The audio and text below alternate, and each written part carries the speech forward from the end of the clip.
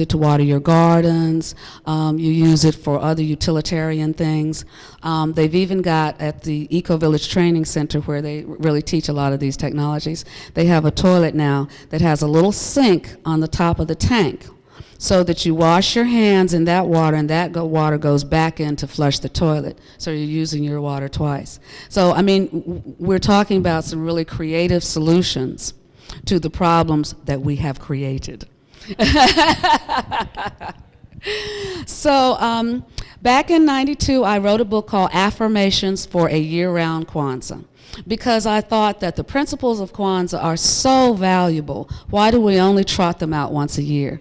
And that these are principles that we really need to live by and to use to bring our communities together. Remember how important Kwanzaa was during the Black Power movement, during the Black Consciousness movement. And there were whole communities that were organized around that and strong and self-supporting and viable because of that. If it worked then, why couldn't it work again? So I wrote affirmations for each principle that really, and this is an example of enlightened self-interest. I was trying to inspire myself. And once I did that, I found how very, very useful they were. Now I've reinterpreted the principles once again, and I've given a sustainable concept to each principle. And that's what I'd like us to share tonight. Now, again, as I said, he who does not know one thing knows another thing. So I want us all to share our wisdom. And when we do that, we have such a rich exchange.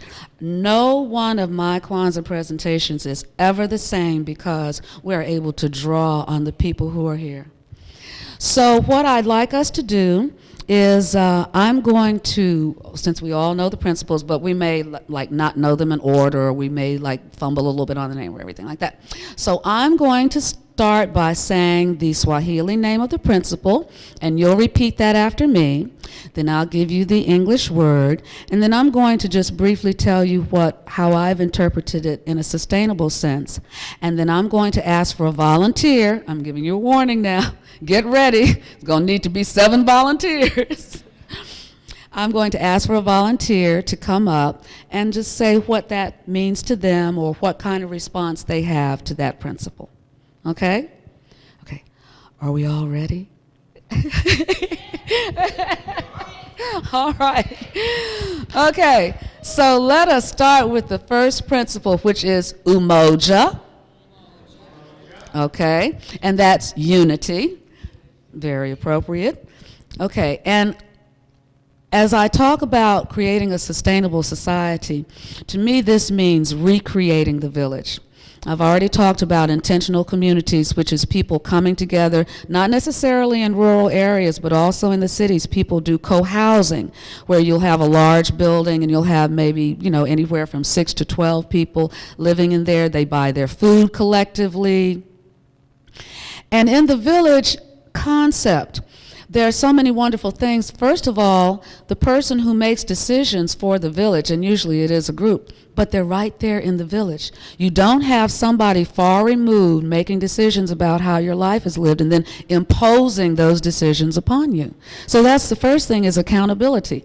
And then you know everybody in the village. How somebody gonna steal from you, and they know you, and they know you can just come ask for it and you'll give it to them.